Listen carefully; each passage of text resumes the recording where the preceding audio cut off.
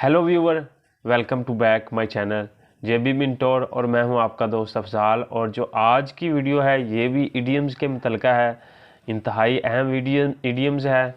तो वीडियो को मुकम्मल देख लें, इससे बहुत सारे आपके ऐसे सवालात हैं जो आपको अमूमन नहीं पता होता। जब आप मुकम्मल वीडियो देखते हैं तो उनका भी आपको पता चल जाता है।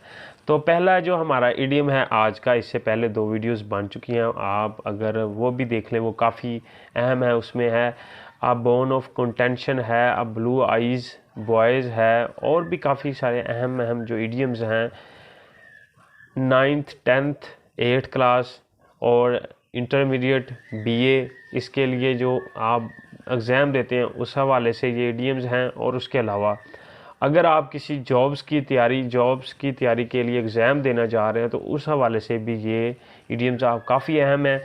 इसमें हम हर तरीके से आपको इसमें जुमले बनाएंगे और भी काफ़ी सारी जो है इसकी डिटेल में जाएंगे। अब बैग ऑफ बोन्स, ठीक है, अ बैग ऑफ बोन्स, बोन से आप समझ जाएं कि हड्डियों के मुतल्लिक़ वो बात हो रही है, ठीक है। हड्डियों का ढांचा, इसका उर्दू में मतलब बनता है अ बैग ऑफ बोन्स, हड्डियों का ढांचा। एक बात मैं आपको बता दूं कि जो आप उर्दू या हिंदी में कुछ भी याद करते हैं, ठीक है, ये अपनी आसानी के लिए आप जो है इसका मतलब समझते हैं ताकि आप अपनी ज़बान में समझ जाएं।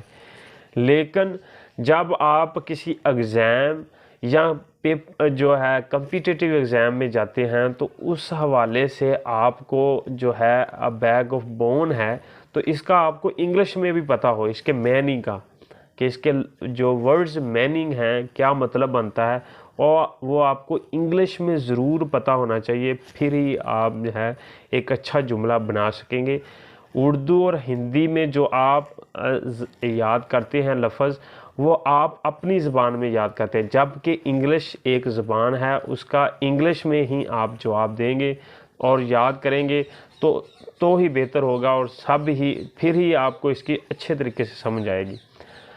अ बैग ऑफ बोन्स, एन, इसका जो इंग्लिश में मतलब बनता है एन एक्सट्रीमली थिन पर्सन, एक ऐसा आदमी जो मुकम्मल तौर पर जो है कमज़ोर हो, थिन हो, ठीक है, वीक हो।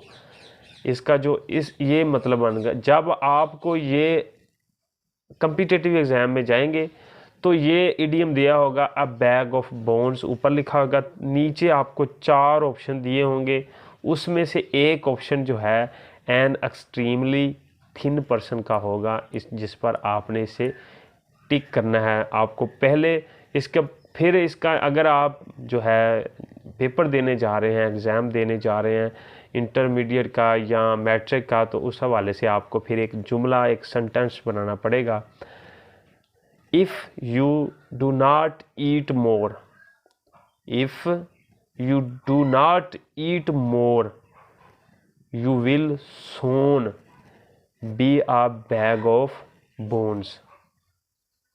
अगर you did not eat more, अगर तुम ज़्यादा ना खाओगे तो यू विल सोन, बहुत जल्द एक हड्डियों का ढांचा बन जाओगे। इसका दूसरा जो एक फ़िक्रा है वो ये है कि his maid servant is a bag of bones because he is belong to poor family.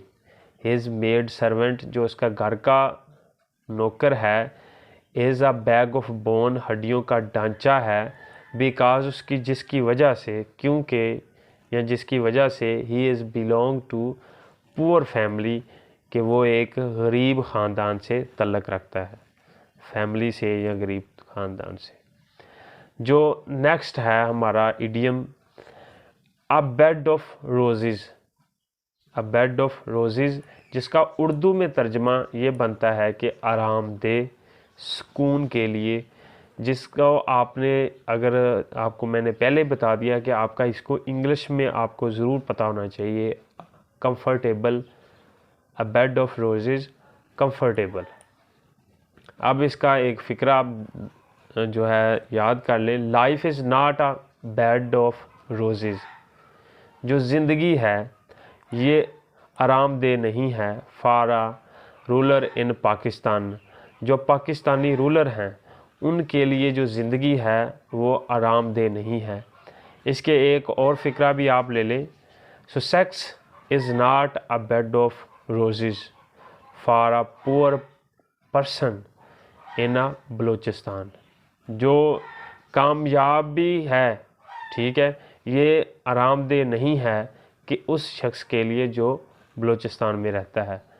For a poor person live in a Balochistan, ठीक है, यहाँ पे लिव का लफ्ज़ नहीं लिखा हुआ, ठीक है, तो ये क्लैरिकल जो है मिस्टेक है।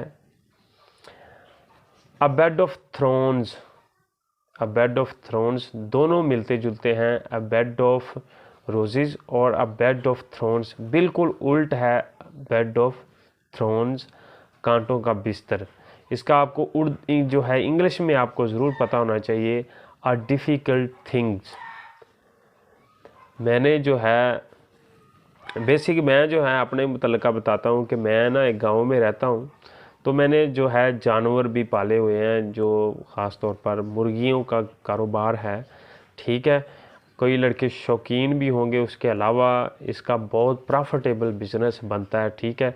जून जुलाई में आप इनके बच्चे जो है आधा किलो वज़न हो जिनका या पाव से ऊपर वज़न हो, जिनको तमाम वैक्सीनेशन हुई हों, वो आप अपने घर की छत पर, या अगर आप गांव में हैं तो फिर तो काफ़ी जगह होगी, अगर शहर में हैं तो आपको आपके पास जो ऊपर छत पे स्पेस है, ठीक है, वहाँ पे आप इनको रखें, तजर्बा के लिए रखें। 10,000 के आपको कम में, अगर आप जो है आधा किलो के से कम और एक पाव से ऊपर वज़न हो, आपको 10,000 के राउंड बोर्ड जो है 40 से 50 चूज़े जो है मिल जाएंगे। और आप इसको सर्दियों में चाहे तो आप इनके अंडे ले लें, या वरना आप इनको बाज़ार में जाके सेल करें, तो अमूमन जो है आपको आधे से 3 गुना आपको ज़्यादा प्रॉफिट होगा, ठीक है।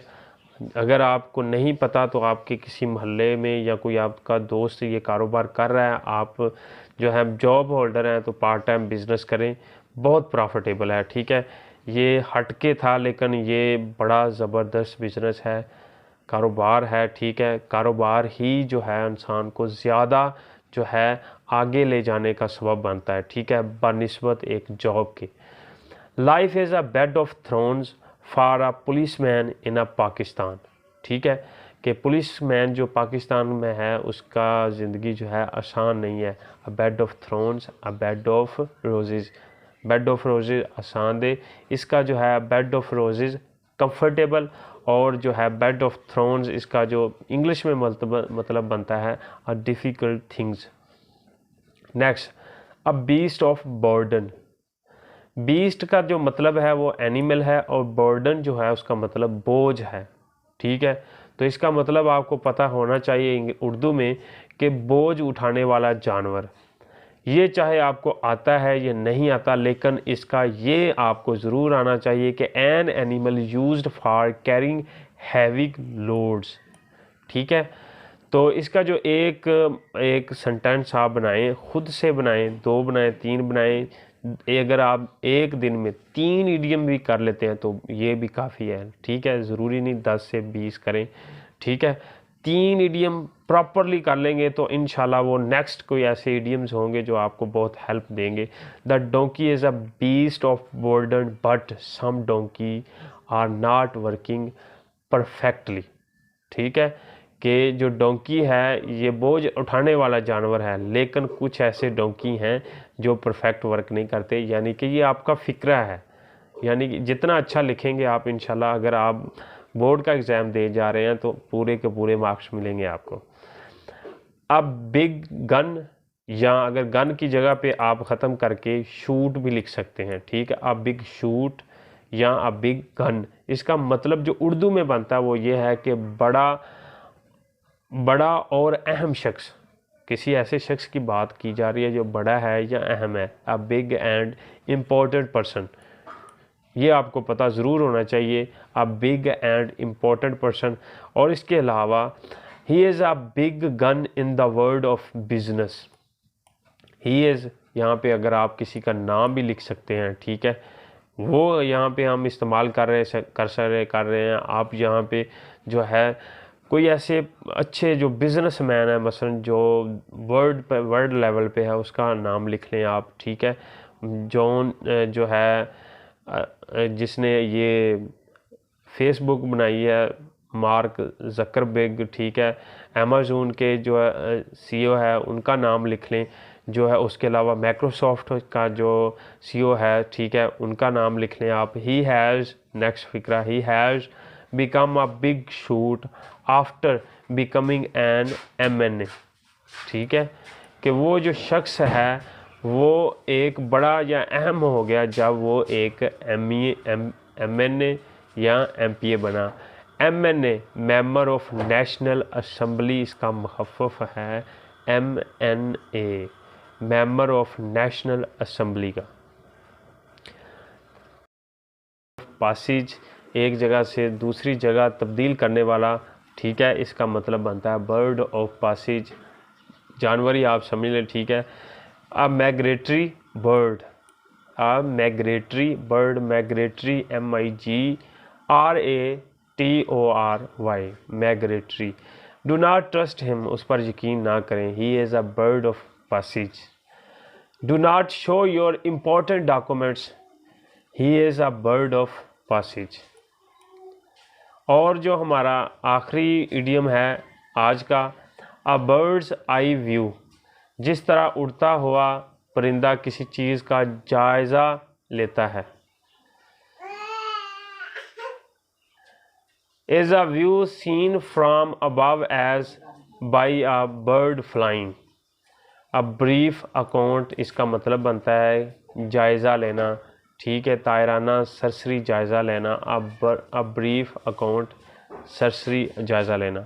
The head master took a bird's eye view of the class, और द फादर टुक, ये मैंने यहाँ आप इससे इस तरह के जो है फ़िक्रे ख़ुद से बनाएं। The father took a bird's eye view of the home and point out some mistake my study room, ठीक है। तो ये थे आज के इडियम। तो मिलते हैं कोई अच्छे से इडियम लेकर और कोई अच्छी सी वोकैबुलरी लेकर, और यहाँ जनरल नॉलेज के अच्छे से अहम सवालात लेकर। ओके जी, अल्लाह हाफिज़।